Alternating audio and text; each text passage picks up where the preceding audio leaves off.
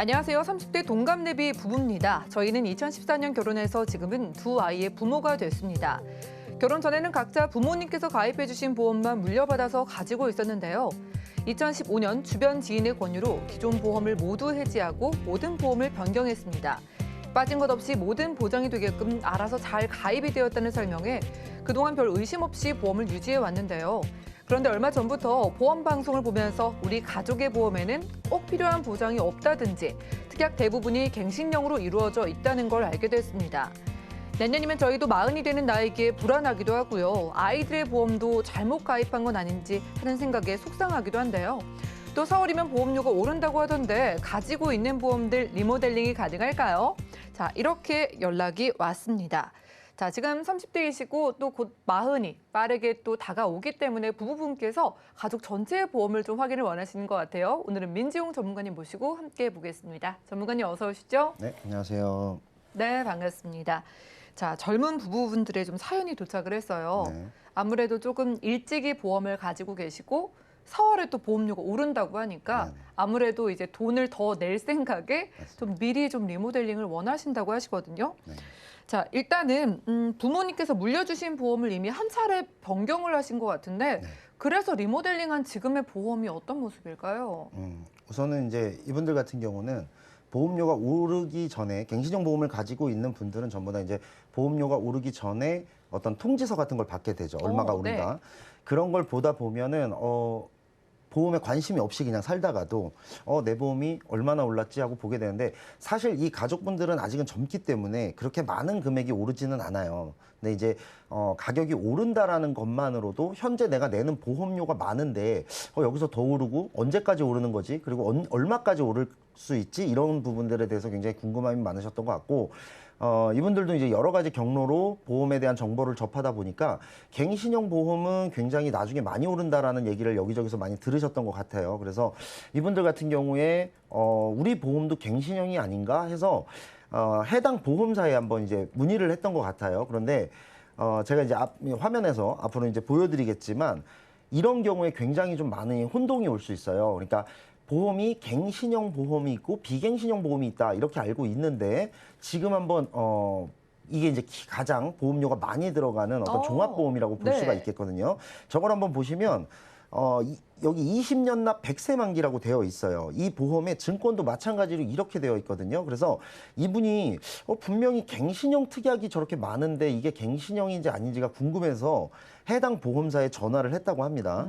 그런데 이제 답변이 어떻게 오냐면 이 보험에 일부 갱신형 특약이 있는 것은 맞지만 이 보험은 갱신형 보험은 아닙니다라는 답변을 받았다고 해요. 맞는 말일 수도 있어요. 네. 이거를 이분의 보험은 아닙니다만 제가 예시가 될 것 같아서 이 화면을 한번 보여드릴게요. 네. 요 증권을 보신 분들 많을 텐데요. 이게 지금 이분이 갖고 있는 형태의 보험과 거의 비슷한 보험입니다. 보시면 위에 있는 기본 계약이라고 하죠. 우리가 보통 의무 특약이라고 불리우는 저것들은 네. 20년 납 100세 만기 비갱신이 맞아요. 그런데 이 밑에 있는 많은 특약들, 사실 우리가 보험을 가입할 때는 이 밑에 있는 특약들 때문에 보험을 드는 겁니다. 네. 뭐 암진단비니 암수술비니 뇌졸중이니 심근경색이니 이런 게 중요해서 보험을 가입하는 거고 위에는 내가 가입하고 싶다기보다는 보험사에 가입을 하려면 이걸 무조건 가입해야 된다라고 하니까 가입을 하는 거예요. 그런데 이 보험의 형태가 갱신형이냐 비갱신형이냐 예스 or 노로 딱 물으면 비갱신형 보험이라고 대답을 할 수밖에 없는 거죠. 그 회사 본사에서는요. 그런데 일부의 특약만 갱신형이다가 아니라 사실은 이렇게 되면은 보험을 구성하고 있는 대부분의 모든 특약이 다 갱신이다 이렇게 보시는 게 맞을 거고요. 이분이 보험을 하나 더 가지고 있어요. 네. 이거 같은 경우는 15년 납 15년 갱신이라고 써져 있죠. 이거는 갱신형 보험이 맞습니다. 그런데 반대로 예.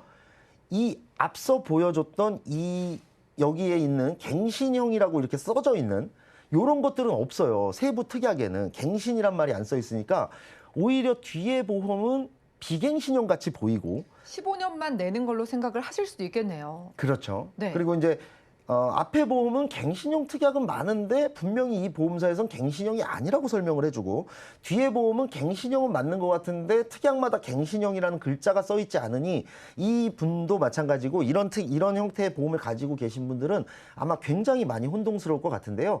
결론적으로 얘기하면 이 보험 둘 다 그냥 갱신형이라고 보는 것이 훨씬 더 맞는 것 같아요. 가족 전체의 보험 중에서 이제 대표적으로 남편분의 증권을 열어보고 있잖아요. 네네. 주 계약이 이제 비갱신이니까 네. 비갱신이다라고 하셨는데 그렇죠.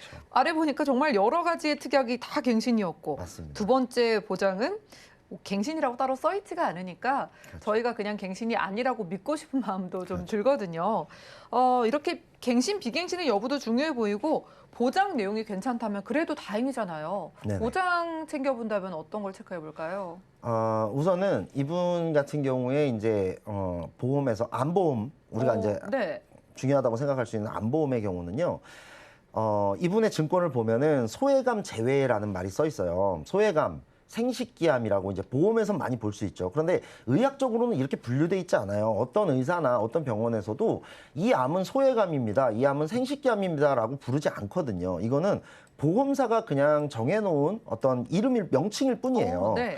그런데 내가 암에 걸리면 사실은 내가 위암에 걸리든 유방암에 걸리든 자궁암에 걸리든 나는 굉장히 힘들고 어려운 상황이 되는 거잖아요. 그런데 이 암들이 어디 발생했냐, 무슨 암이냐에 따라서 보험금을 차등 지급하는 보험사들이 있다라는 얘기고요.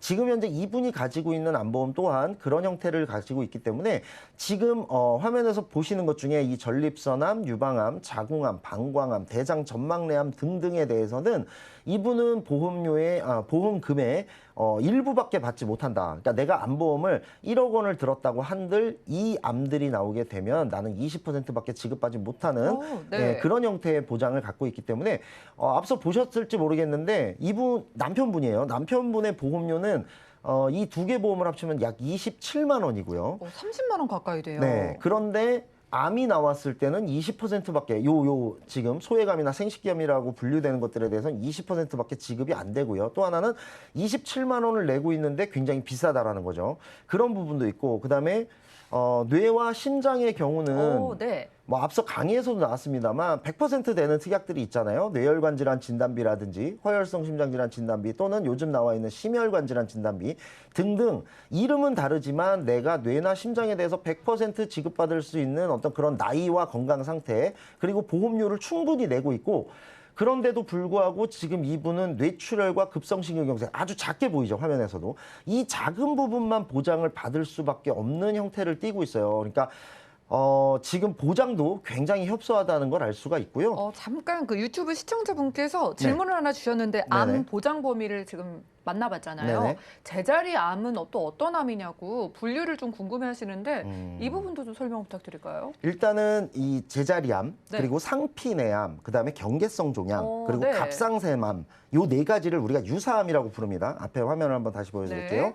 요 네 가지 암들은 모든 보험사가 다 공통이에요. 그러니까 갑상선암, 제자리암, 경계성 종양, 기타 피부암을 유사암으로 분류한 거는 한 개의 보험사도 빼지 않고 모든 보험사가 다 이렇게 있거든요. 근데 요 네 개의 암을 유사암으로 분류하는 것 중에 이유는 이 네 개의 암은 이미 완치율이 100%가 넘어요. 그러니까 네. 사실은 그냥 이 암들에 대해서 노출이 된다 하더라도 사실은 걱정할 필요가 없게끔 굉장히 빨리 치료가 되고 그다음에 어떤 전이나 이런 부분은 걱정할지 모르겠지만 그렇다 하더라도 굉장히 좀 완치율이 높은 그런 암이라고 볼 수가 있고요. 제자리암이나 뭐 경계성 종양 같은 경우는 아주 피부 같은 곳에 아주 간단하게 생길 수 있는 그런 암들을 얘기하기 때문에 사실은 요 유사암은 모든 보험사가 다 똑같이 분류하니까 크게 상관은 없어요. 다만 소외감, 생식기암에 대해서는 어떤 보험사는 100% 지급, 어떤 보험사는 10% 지급, 어떤 보험사 또 뭐 20%, 50% 이게 다 다르니까 이왕이면 다 100% 주는 그런 보험사를 선택했으면 좋겠고 말씀하신 대로 이런 제자리암이나 경계성 종양 같은 유사암들에 대해서도 어떤 회사는 1,000만 원까지 보장하고 어떤 회사는 2,000만 원까지 보장하고 이것도 나이에 따라 좀 다르거든요. 이런 부분들도 이왕 내가 암보험을 들 거고 이왕 같은 가격이라면 좀 더 보장 범위가 넓은 그런 암보험을 선택을 하는 것이 낫겠죠. 이 상피내암이네요. 그러니까 네네네, 제자리 암이 이제 그만큼 완치율이 100%가 넘어가니까 회사마다 보장 범위를 좀 체크할 필요가 있겠습니다. 네. 이어서 다시 한번 만나볼게요. 이대 질환의 보장 범위에서는 어떤 게 중요하다고 하셨을까요? 당연히 100% 되는 네. 그런 특약을 가입을 해야 되겠죠. 그다음에 내가 설사 만약에 예를 들어 연령이 높아서 이 100% 드는 특약이 나는 조금밖에 가입이 되지 않는다라고 하더라도 이왕이면 범위를 최대한 넓게 잡는 것이 좋고요. 그다음에 진단비가 많이 가입되지 않는다라고 한다면 이거에 대한 수술비도 가입을 하실 수가 있어요. 스텐트 삽입술에 대해서 보장받을 수 있는 뇌혈관 질환 수술비라든지 심장 질환 수술비에 대한 그런 특약들도 보완을 충분히 할 수 있으니까 어찌 됐든 사실 우리가 미래를 예측할 수는 없잖아요. 어떤 질병에 노출될지 모르기 때문에 범위는 최대한 넓게 잡는 것이 좋겠다라는 말씀을 드리고 그다음에 아까 이제 강의에서도 나왔습니다만 질병 후유장애 특약이죠. 빠지지를 않네요. 네네. 고령화 시대 가장 중요한 질병 후유장애 특약인데 앞서 강의에서 충분히 좀 길게 설명을 드렸기 때문에 뭐 딱히 제가 설명드릴 건 없습니다만 가성비 최고고 그다음에 내가 조기에 사망하지만 않는다면 가장 내가 보험금을 많이 받을 수 있는 고객에겐 굉장히 유리한 특약이다라고 말씀을 드리겠고요. 아까 그 손가락 그거에 대한 질문이 하나 나왔었잖아요. 네, 맞아요. 손가락 같은 경우는 이렇게 보시면 돼요. 5손가락이 다 똑같진 않고요. 엄지손가락에 대해서는 조금 더 퍼센테이지를 많이 줍니다. 엄지손가락이 상실된 경우는 15%, 나머지 손가락들은 다 10%예요. 그래서 이 손가락 전체가 모두 상실된 경우, 그런 경우는 물론 흔치 않습니다만 이런 경우는 55%가 되는 거죠. 그러니까 10%, 10%, 10%, 10%, 15% 이렇게 더해서 55%가 되는 겁니다. 네. 이런 식으로 내 몸 전체, 머리부터 발끝까지 전부 다 보장하고 있는 질병 후유장애 특약. 내가 물론 젊은 분들은 네. 이런 날이 나에겐 오지 않을 거라고 생각하실지 모르겠지만 그렇게 믿고 싶죠. 사실 저도 요즘은 교정 시력이 나오질 않아요. 그러니까 노안이라고 우리가 흔히 얘기들 하는데요. 벌써요? 네네, 가까이 있는 네. 게 잘 보이지 않는 40대만 네. 돼도 뭐 컴퓨터라든지 아니면 뭐 휴대폰 이런 걸 많이 접하다 보니까 교정 시력이 잘 되지 않아서 특수 렌즈를 끼지 않으면 어떤 안경을 껴도 사실 보이는데 한계가 있는 그런 현상을 좀 볼 수가 있고 젊은 분들은 잘 이해를 못하겠지만 가까이 있는 건 오히려 안경을 벗어야 더 잘 보이는 그런 현상까지도 나오기 때문에 사실은 이 질병 후유장애 특약은 생각보다 굉장히 가까운 미래에 여러분들의 어떤 보장에서 가장 중요한 부분을 차지할 거다 저는 이렇게 예상을 합니다. 네, 그렇기 때문에 아까 핵심 보험 저희 강의 만나볼 때 5가지의 마지막에 또 이 질병 후유장애가 들어갔던 것 같습니다. 자, 말씀을 들어보면 볼수록 건강을 젊다고 과신하면 안 될 것 같은데 이분이 30대면 아직 젊으신데 또 갱신으로 가져가셨잖아요. 갱신형에 대해서 조금 고민이 깊으신 게 처음에 가입할 때 저렴하니까 일 텐데요. 나중에 시간이 지나면 보험료가 얼마나 오르는지에 대해서도 한번 확인해 볼까요? 네.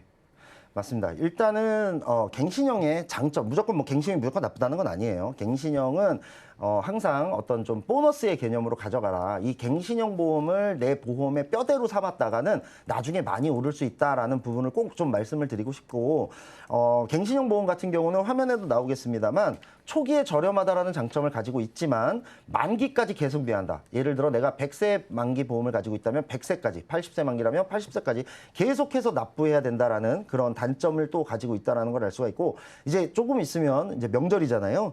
가족분들이 또 모일 수도 네. 있는데 가족분들끼리 모이면 이제 젊은 분들은 젊은 분들과 대화만 하다 보니까 사실 얼마 오르지 않아서 갱신형 특약이 뭐 그렇게 뭐 나중에 많이 오를까 이렇게 좀 와닿지 않을 수 있어요. 그런데 명절에 이제 어르신들 만나 보면은 갱신형 특약을 갖고 있다가 굉장히 많이 올랐다는 얘기 많이 들으실 수 있을 거고요. 단순합니다. 갱신형 보험은 처음에만 저렴하고 앞으로는 계속해서 더 많은 금액을 굉장히 오랜 시간 동안 내야 한다. 그러니까 20년 납 내고 끝나는 게 아니라 80년 납, 100세 납, 100년 납 이렇게 될 수도 있다라는 부분을 꼭 기억하셔야 되고요. 네. 그다음에 이제 보험료의 역전 시점이 곧 다가온다. 갱신형을 가지고 있으면 끝까지 계속해서 갱신형이 저렴한 것이 아니라 남들은 보험료를 다 내서 이제 보장만 받으면 되는 시기에 나는 굉장히 많은 금액으로 올라가지고 그거를 또 끝까지 감당해야 되는 또 가장 중요한 건 그 시기에 내 건강이 굉장히 안 좋아질 수 있어요. 그렇죠. 그때 가서는 내가 늦었다. 바꾸려고 해도 굉장히 늦다라는 거를 아마 깨닫는 시간이 올 거기 때문에 갱신형 특약을 뼈대로 가지고 있는 분들은 꼭 이 부분에 대해서 다시 한번 생각을 해보시는 것이 좋을 거다라고 한번 말씀을 드릴 수 있을 것 같아요. 네, 그럼 추가적으로 저희 치료 방법에 대한 암 치료에 대한 이야기도 들어보면서 네네. 어떻게 좀 좋게 리모델링을 하셨을지 이것도 함께 볼까요? 제가 아까도 말씀드렸지만 갱신형 특약이라고 해서 무조건 거부할 수만은 없는 이유가 있어요. 예를 들면 요즘 많이 나오고 있는 이 표적항암 치료에 대한 얘기인데요. 맞아요. 표적항암 치료 같은 경우는 예전하고는 이제 암 수술이라든지 암 치료의 방법이 달라졌기 때문이거든요. 그러면 내가 당연히 표적항암 치료를 받고 싶은 생각이 있을 거예요. 왜냐하면 기존 암 치료는 나의 건강한 세포들까지 공격을 한다라면 표적항암 치료 같은 경우는 딱 그 암의 어떤 나쁜 세포만 딱 타겟으로 공격하고 나오는 거거든요. 그런데 이 특약 같은 경우도 모든 보험사가 다 아직까지는 갱신형 특약밖에 갖고 있지 않아요. 그런데 난 갱신형을 가입하기 너무 싫어. 그래서 표적항암도 안 될 거야. 이럴 수는 없는 거예요. 그러니까 이런 특약도 있다라는 거. 그리고 이런 특약의 경우는 아직까지는 그리고 다행히 보험료가 굉장히 저렴합니다. 나중에 정말 많이 올랐을 땐 이 특약만 삭제하는 방법도 있으니까 갱신형 특약에 대해서 무조건 안 좋은 생각을 가질 필요도 없고 또 무조건 좋게만 생각하실 필요도 없다라는 부분을 생각하셨으면 좋겠고 가족 일상생활 배상 책임과 같은 특약들도 마찬가지예요. 그런 부분들도 갱신형 특약밖에 없으니까 어쩔 수 없지만 그런 부분들은 어쩔 수 없이 갱신형 특약을 가입할 수도 있다라는 점은 꼭 한번 생각해 보시면 좋겠고요.